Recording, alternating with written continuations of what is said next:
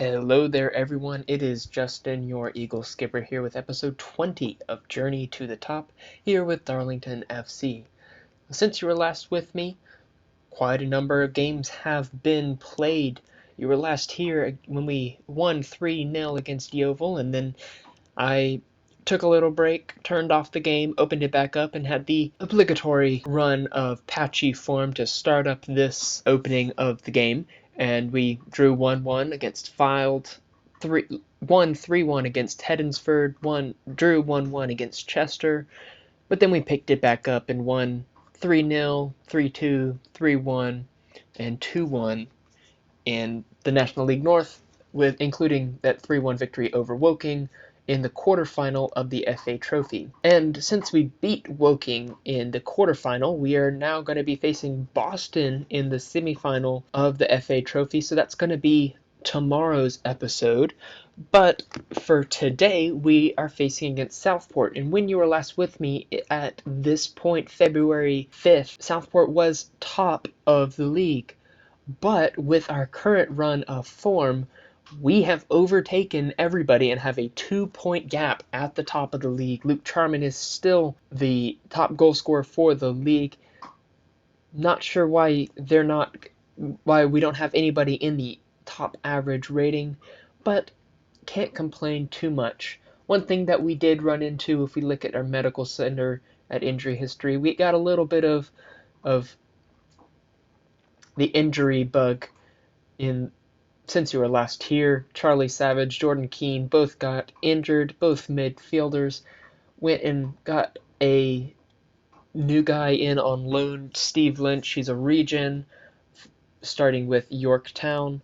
He's played a couple games for us in their absence, has been coming in off the bench, putting in a good bit of form since he has joined, but our midfield three of Hatfield, Bird, and Savage play fantastic together, so when Savage did come back from injury, he didn't spend any time on the bench, just slotted right back in and scored on his debut.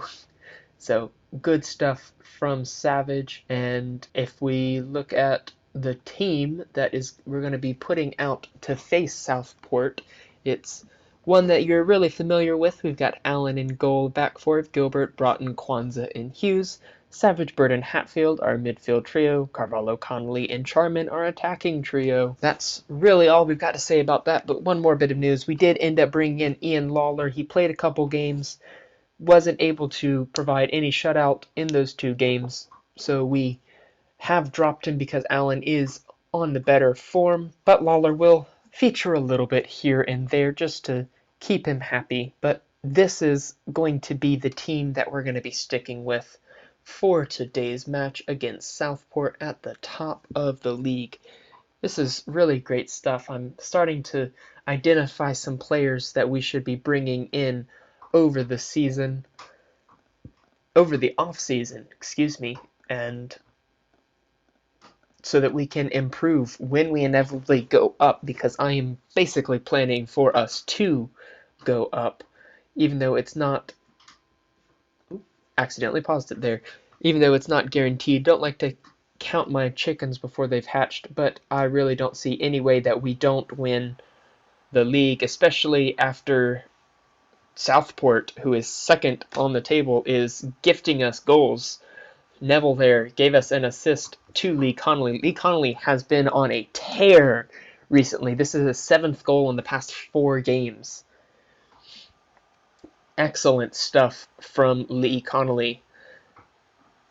And since we continue to get highlights, it's become even more apparent that there's no way we're not going to win, especially when Bird is getting in on the scoring. Hasn't scored at all this season. 5 minutes in, we are just showing up Southport that we are in a league on our own. Charman very unselfishly heads it down towards Bird so that Bird can get that score. Excellent stuff from the league's top goal scorer. Great to see that he's not too selfish. Just shows that he has got some great character. And Carvalho with some nice little running looks to try to flag. Lee Connolly does. Lee Connolly gets his 8-minute brace. I don't know how many more times I can say fantastic stuff, but our team is going to be pushing the limits on that because Carvalho just beats everybody. Bolton tries to get a clearance, but Carvalho said, "No, I really want the ball." Puts in a cross. Connolly heads it into the top corner. Nothing the keeper could do. His defenders really let him down. But we're not going to complain about that because it goes in our favor. Gilbert gets it up for Connolly, the best man on the pitch at the moment, who tries to find Luke Charman, who looked a little bit iffy about whether he was going to try to run for it, and gave the Southport defenders the opportunity to collect that nicely. But the clearance doesn't get past our own team, and we're on the attack once again.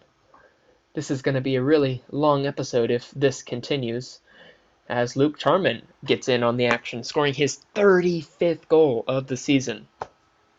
And Charman has signed a new contract with the club. I think I already told you about that in the last episode.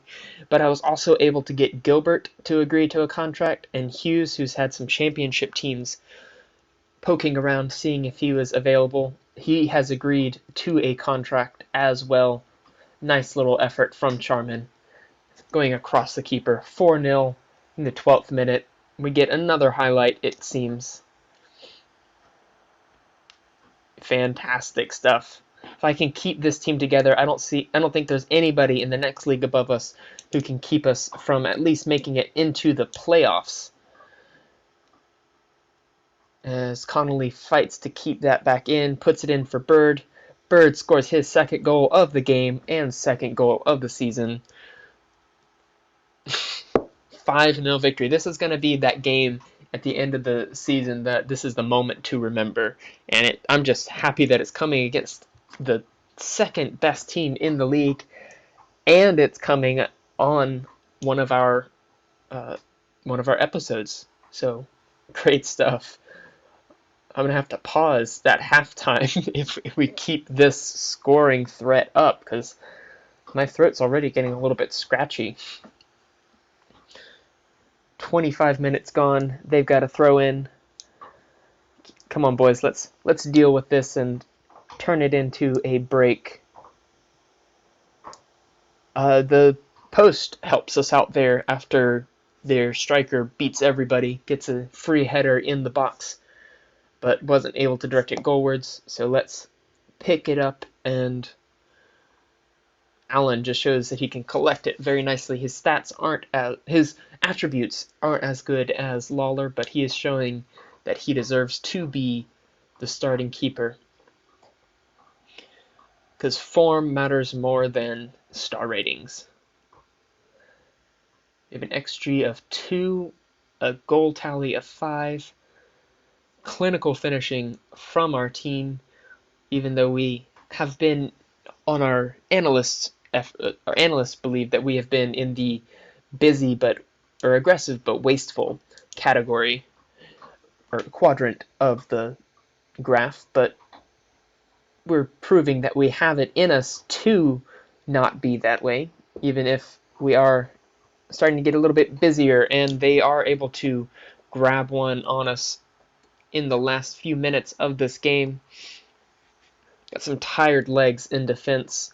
Savage is also looking really tired, still coming back from injury. I don't want to show that. Let's just get to halftime. Get into the dressing room.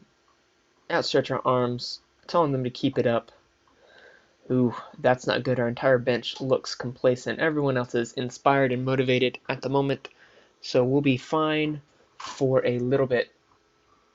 But let's just hope that we can slow things down just a little bit, and in doing so, let's make this change, which we've made a little bit. Put Connolly as the lone striker. Charman goes out on the right, which he can somewhat play. He can somewhat play it, so he'll do a job. Gilbert is on a booking.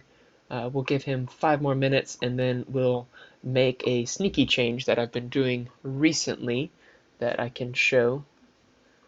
We go ahead and do that. We'll swap Hughes over out there, out to the left. and then bring Undunsen on the right. Undunsen plays really well as a wing back that has a little bit more attacking chops than Hughes does, but Hughes is able to do a job out on the left for the medium term. Savage is struggling, looks complacent. We're going to substitute him off for Steve Lynch, the region from York that I was telling you about at the beginning of this episode. We'll let that happen, and then I think our next change will be either Carvalho or Charman, probably Carvalho because of his lower fitness levels, but he's going to take this one last corner, one in Kwanzaa. Don't know how Luke Charman scored it, but he did. Bring Kumwenda on for Carvalho. Great stuff. 6-1. Yeah, you can man mark him. Finds Kwanzaa. The keeper does not do anything, and the defender hammers it off of Charman, who gets his second goal of the game. I've lost count with a 6-1 scoreline at the moment. We're just going to try to see the rest of this game off, not trying to humiliate them too much more. We've already putting up a good buffer on points and on goal difference, and Allen is very lucky that their striker wasn't able to capitalize on that very poor effort. Okay, let's just tell everybody to focus because people are starting to look a little complacent out there, and that's not what we need. Sorry about that pause. My dog is starting to get a little rowdy today, but we're going to push forward for the last 3 minutes of stoppage time, and that is a nice 6-2 victory. Our XG really dropped off after that 5th goal, but we'll tell them that it was a good win, and we'll try to keep this momentum going into the next few matches. What am I talking about? This momentum. This has been momentum for a long time. We are 3 points clear at the top of the table with a 9-point goal difference lead over Boston, who are currently second. Southport is the only team that are close to us on goal difference, and now that we have humiliated them 6-2, we've built up a little bit of a buffer there. But let's hit continue and congratulate the team after their last few wins. Maybe try to do a little bit of math. Let's take a look at the competition. So we're 3 points clear. We just need to keep winning. That's all the math that we need to do. How many games are left in the season? Quite a few. We're going to try to keep pushing forward. As I said earlier, 2 legs of the FA Trophy semi-final against Boston United. We're going to be showing that in tomorrow's episode. And if you enjoyed today's episode, go ahead and leave a like. Drop a comment if you'd like to name one of our youth intake players going forward, and subscribe if you'd like to join us on this journey to the top.